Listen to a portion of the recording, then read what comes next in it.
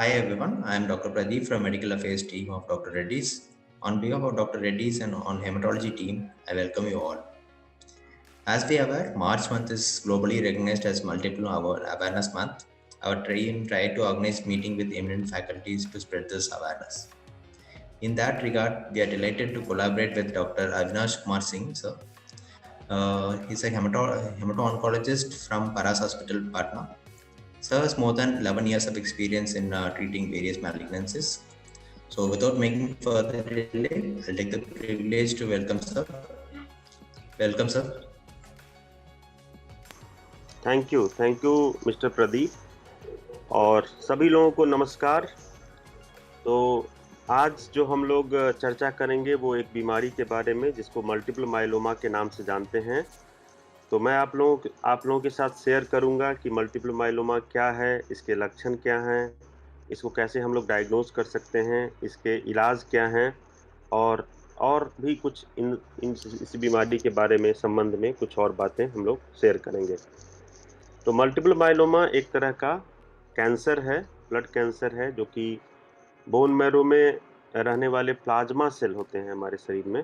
हड्डियों के बीच में जो बोन मैरो होता है, जहाँ रक्त का निर्माण होता है, खून बनता है, वहीं पर एक प्लाज्मा सेल होता है, जिसका काम है, नॉर्मल काम है कि वो शरीर को, हम लोग को इम्यूनिटी प्रदान करता है एंटीबॉडी बनाकर।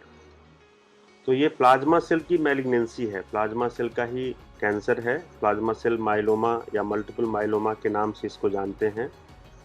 और यह बीमारी जो है वो ज़्यादातर एडल्ट्स एवं एल्डरली को अफेक्ट करता है। जैसे ज़्यादा उम्र के लोगों में ज़्यादा कॉमन देखा जाता है। 50 साल से जैसे उम्र बढ़ती है तो मल्टीपल माइलोमा होने के चांसेस ज़्यादा रहते हैं। हम लोग अपने देश में दूसरे देशों की तुलना में देखते हैं कि कुछ यंग एज में मल्टीपल माइलोमा के इंसिडेंस ज़्यादा हैं। जैसे 30-40 साल के भी कुछ पेशेंट्स हैं जिनको मल्टीपल माइलोमा होता है। इसके लक्षण क्या हैं? तो इस बीमारी में खून की कमी हो जाती है, हीमोग्लोबिन कम हो जाता है, तो मरीज को कमजोरी लगता है, शरीर पीला पड़ जाता है, चलने में सांस फूलने लगता है और बैक पेन की समस्या, हड्डियों में दर्द की समस्या रहती है, जैसे कमर में दर्द होना, छाती में दर्द होना, ये सब भी इस बीमारी के लक्षण हैं। जैसा मैंने बताया कि प्लाज्मा सेल जो है वो इम्यूनिटी प्रदान करने में मदद करता है, तो इस तरह के कैंसर में इम्यूनिटी कमज़ोर हो जाने से मरीज़ जो है वो इन्फेक्शन के साथ, जैसे बुखार, खाँसी, पेशाब में जलन, पेट में दर्द, बहुत ज़्यादा बुखार के साथ या कमज़ोरी के साथ भी आते हैं। और बहुत सारे ऐसे भी पेशेंट हैं जिनको हम लोग देखते हैं कि वो फ्रैक्चर के साथ, जैसे हल्का भी चोट लगा या बिना चोट लगे कोई हड्डी का फ्रैक्चर हो गया, जैसे पैर की हड्डियों का या हाथ की हड्डियों का फ्रैक्चर हो जाता है और इसको भी लेकर के आते हैं हमारे पास। बाकी और भी कुछ दिक्कतें हैं जो, जैसे हम पेशेंट मरीजों का वर्कअप करते हैं कि खून की कमी क्यों हुई या हड्डी का फ्रैक्चर क्यों हुआ, तो उसमें हम लोग देखते हैं कि थोड़ी किडनी की समस्या है, कैल्शियम बढ़ा हुआ है। इस तरह की चीज़ें भी मल्टीपल माइलोमा के मरीजों में देखी जाती है। इस बीमारी के डायग्नोसिस के लिए क्या ज़रूरी है?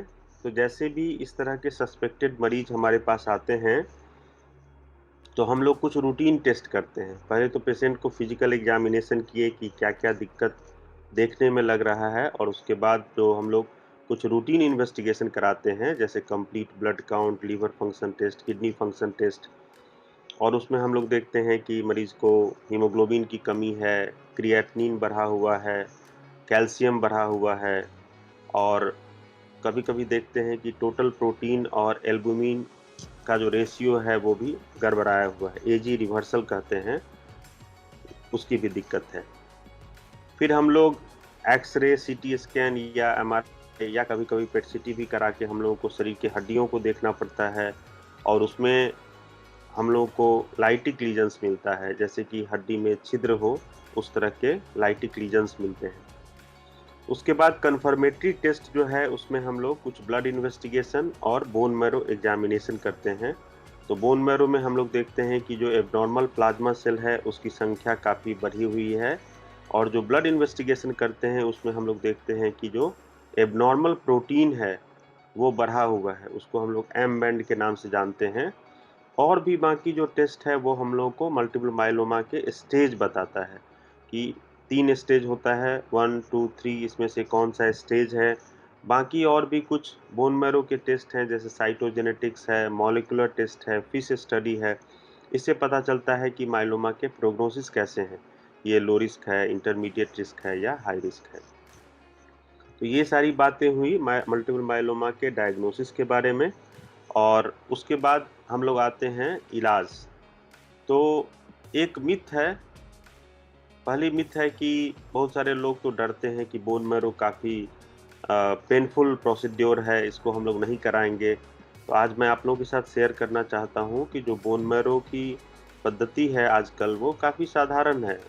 लोकल एनेस्थीसिया में हम लोग करते हैं, हार्डली 5 से 10 मिनट इस प्रोसीड्योर में लगता है और ये ओपीडी बेसिस पे हो सकता है। छोटा-सा जाँच है और इससे काफ़ी इन्फॉर्मेशन मिलता है। बहुत सारे पेशेंट्स को हम लोग देखते हैं कि बोन मैरो नहीं कराने के कारण उनकी बीमारी काफ़ी बढ़ जाती है और लेट स्टेज में आते हैं।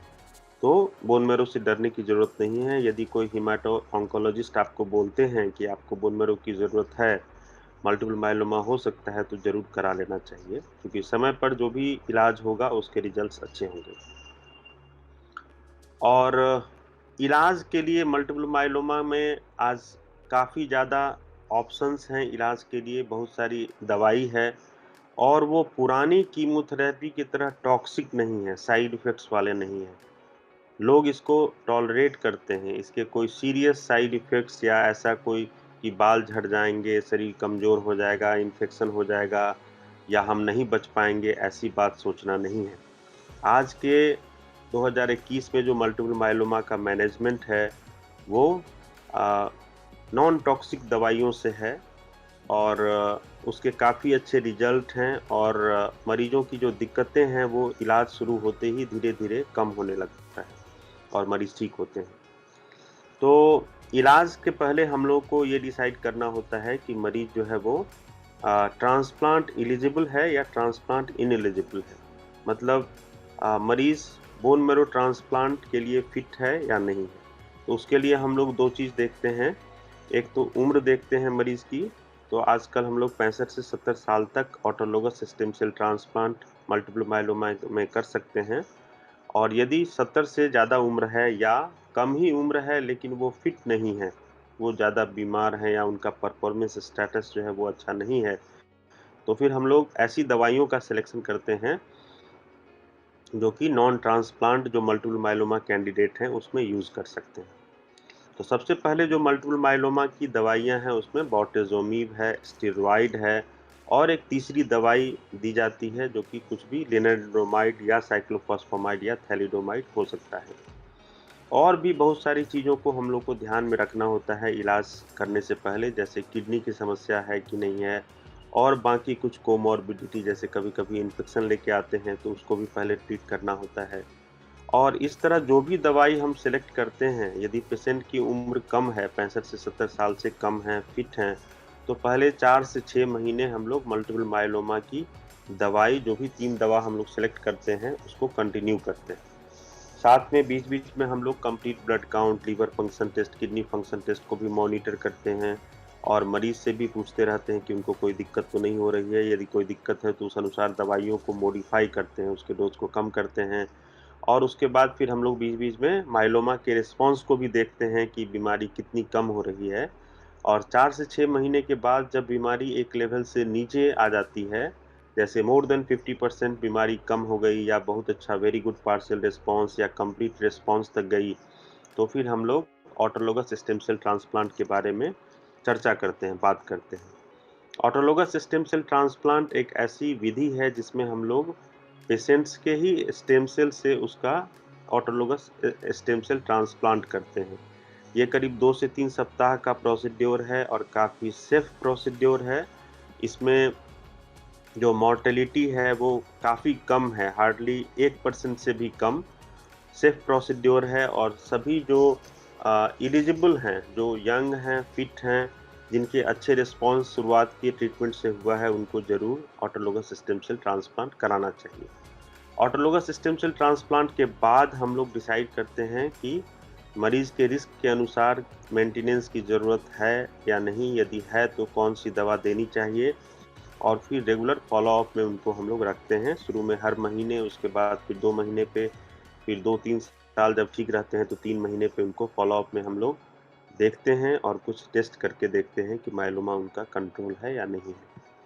जो पेशेंट ट्रांसप्लांट के लायक नहीं है, इनएलिजिबल हैं, जैसे उनकी उम्र ज़्यादा है या वो ज़्यादा फिट नहीं है, तो उनको हम लोग 1 साल तक माइलोमा की जो दवाइयाँ मैंने बताई उसको कंटिन्यू करते हैं, और उसके बाद रिस्पॉन्स बीच-बीच में देखते रहते हैं। जब अच्छा रिस्पॉन्स रहता है तो फिर उनको हम लोग मेंटेनेंस की 1-2 दवाई पर रख देते हैं, और उनका लाइफ अच्छा रहता है, उनका क्वालिटी ऑफ लाइफ बेटर होता है। लेकिन रेगुलर फ़ॉलो-अप की ज़रूरत होती है। ऐसा नहीं कि एक बार हमने दवा शुरू कर दिया और 2 साल 3 साल के बाद मरीज़ आएँगे। तो ऐसे में माइलोमा का क्या कंट्रोल है वो पता नहीं चलेगा, और दवाइयों का यदि छोटा-सा भी कोई साइड इफ़ेक्ट हो रहा है, तो वो बड़ा हो जाएगा। इसलिए रेगुलर फ़ॉलो-अप की ज़रूरत होती है। दूसरी जो जानने की बात है कि माइलोमा आज के डेट में भी एक नॉन क्यूरेटिव इलनेस है। बहुत अच्छा इलाज है, इलाज से रिस्पॉन्स भी अच्छे होते हैं, लेकिन रिलैप्स के चांसेस रहते हैं, दोबारा यह बढ़ सकता है।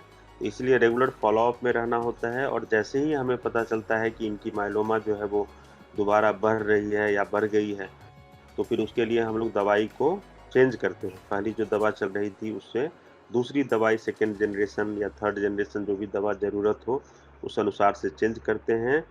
और आज के डेट में मल्टीपल ऑप्शंस हैं मल्टीपल माइलोमा के लिए, और इवन जो मल्टीपल रिलैप्स पेशेंट्स हैं, 3-4 बार जिनकी बीमारी वापस आ गई, जिनकी बीमारी ऑटोलोगस स्टेम सेल ट्रांसप्लांट के बाद रिलैप्स हो गई है, उनको भी एक अच्छी लाइफ, माइलोमा फ्री लाइफ या और माइलोमा कंट्रोल लाइफ देने के लिए बहुत सारी दवाई उपलब्ध है।